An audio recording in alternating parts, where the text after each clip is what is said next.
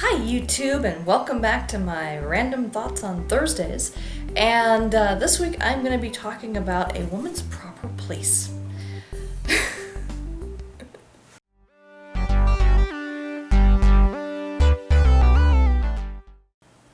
Okay, I'm making this video for a number of reasons. For those of you who actually watch my channel regularly, thank you, by the way. I have made videos in the past about being child-free by choice, self-employed, all this stuff. And I have, on occasion, had people comment in those videos about the fact that I am a woman and I need to learn my proper place in the world, as in staying at home, serving my husband and raising his children. And I quite literally have had those words directed directly at me a few times. I've had these comments on my videos, I've had these debates with people in social media, in chat rooms, etc. over, I don't know, the last 20 years. Off and on, I have had these conversations. Every now and again, I run into someone who is such a complete misogynist, I just don't even know what. I often end up having to block them from being able to talk to me because you can't talk to these people. That's one of the things. But it's just, it's ridiculous that in this day and age there's anywhere in the world, and of course we know that there are places in the world. I won't name the names, I won't say the places because we all know where they are. And if you live in one of these places, you know where you live. And there are actually, what actually surprises me is when I run across people like that who live in like the West, in Europe, in the United States, in Canada, etc., and still have this attitude as well. For example, and what's even more shocking is when it comes from a female. For example, I recently was on a social media site and this person posted about, they were being thankful for the technical expertise of the IT team of that website, keeping the site running, that kind of thing, but inadvertently made a somewhat sexist comment about, all these strapping young men who are taking care of the site. Now, admittedly, this person is an older woman. I believe she's in her 70s. She lives in a nursing home, that kind of thing. And she comes from an older generation. She comes from a different time. However, I know that not all women from that era believe that, because my grandmother certainly did not believe that, that kind of thing at all. I mean, she worked outside the home. She had no compunctions about not working outside the home. Neither did my grandfather, having a problem with his wife working outside the home. So I know that not everyone from that generation had this attitude. So it shocks me when I run into someone who does. And the fact that, it's like, well, why did you say strapping young men? Don't you think there could be any women in that department? And she's like, well, that's not woman's work. Okay, that just jars me to the core. It's like, it's not woman's work. I'm like, excuse me, but okay, I might not be the most brilliant programmer on the planet by any means, but I do know how to write some code. HTML, CSS, no problem. I can write that, no issue whatsoever. I have dabbled in JavaScript. I have dabbled in PHP. I've even touched Python on occasion. I will never call myself a programmer or a developer because I can't, outside of the HTML, CSS, I can't write the stuff raw, but I can tweak and edit existing code. So I have some knowledge and understanding about it. And I know things like, with my web analytics, the statistical analysis I have to do, working with the spreadsheets and macros that I have to work with, and there's a whole bunch of things from a technical perspective that I know pretty well. Not as well as my husband. I mean, he has a BS in electrical engineering, and he now has his master's in finance, financial risk management, so like a little techie finance degree and stuff. So he's like really way more technical than I am, but that doesn't negate the fact that I know some tech too. And I know I have a number of female friends who are brilliant programmers. They write code all day long. That's all they do. That's their job. And so there's nothing to say that women can't do this kind of work. And to say that it's not women's work, or to have the attitude, and I've actually had, this is actually one of the things that was left as a comment on my I think it was the Why I'm Child Free video.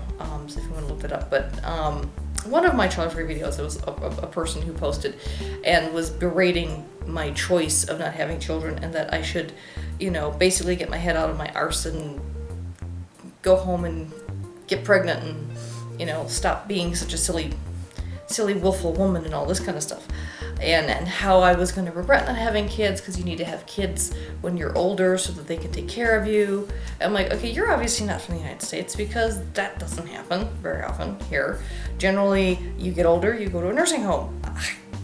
Kids, the people's kids don't generally tend to, take their elderly parents into their home and take care of them. Some people do. I mean, it's a small percentage. That's not the norm for our culture. It just isn't. And to be perfectly honest, I personally would prefer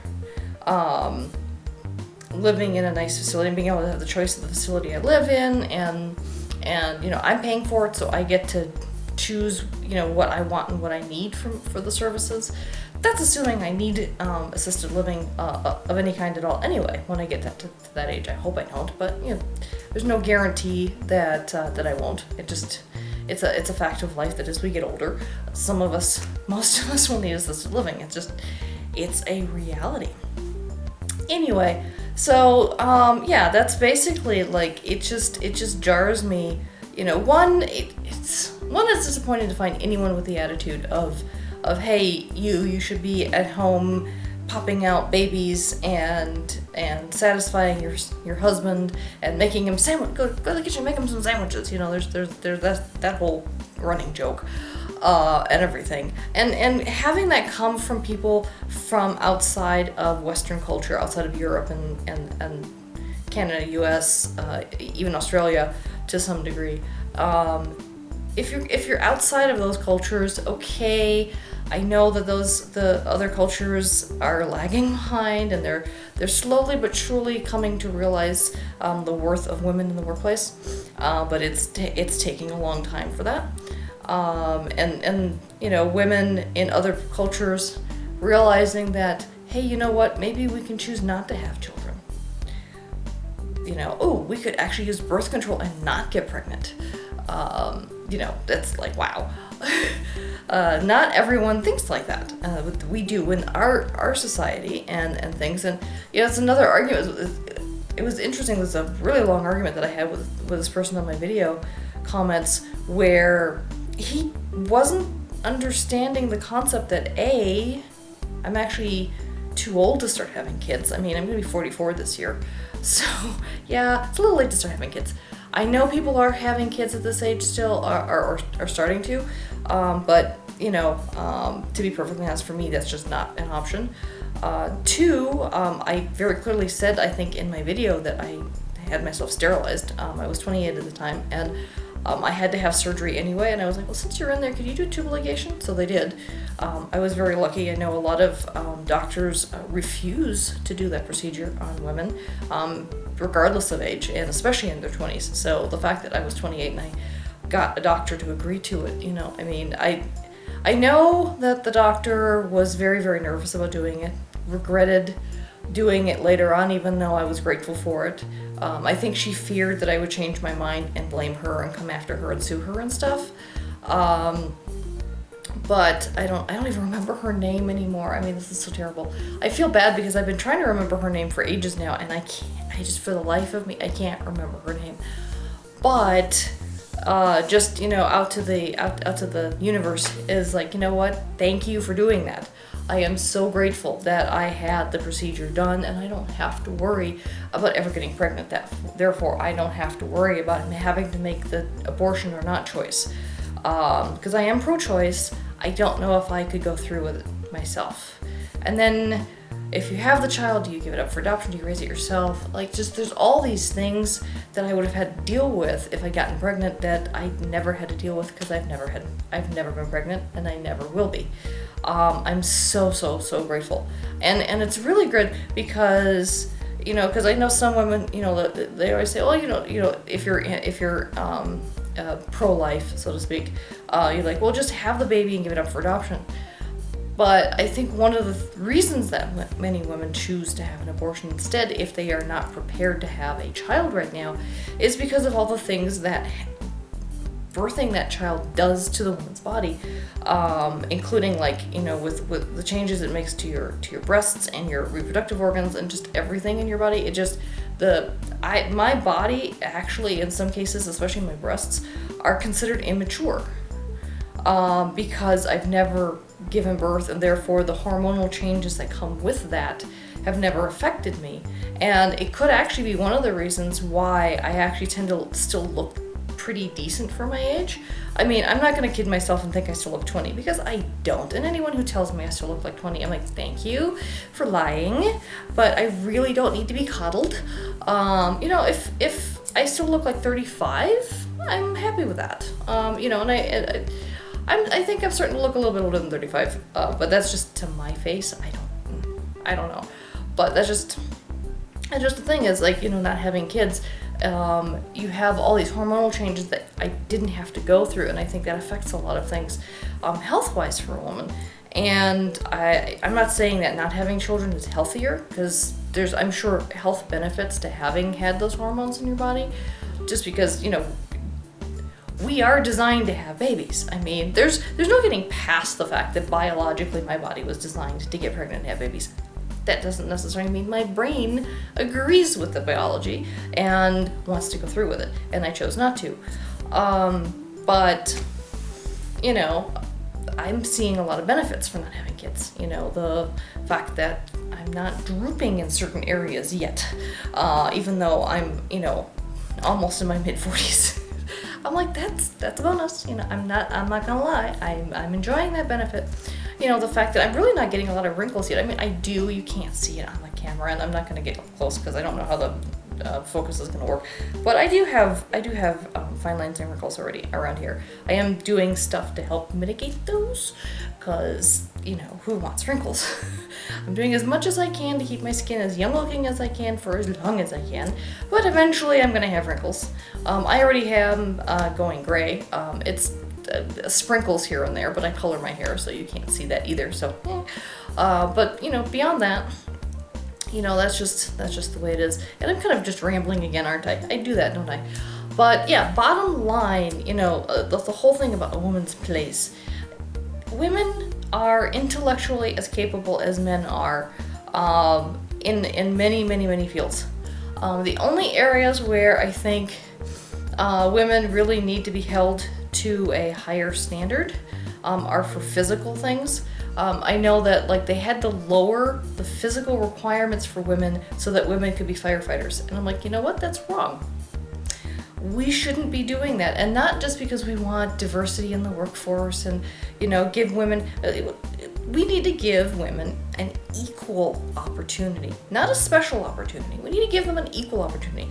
So if there are women out there who can meet the same physical requirements as the men, then they should be able to hold that job. And there are some women out there who are big and strong and muscular. They were born with more testosterone, so their bodies just ended up being more masculine. It's just the truth. I'm not trying to disparage anyone. It's just, it is what it is. And women like that could potentially be able to be a firefighter, or, you know, there's a number of jobs that require physical things. I'm using firefighter for example because one thing that firefighters have to be able to do is to be able to haul a 200-pound person out of a burning building, sling them over their shoulder, and descend a ladder with them.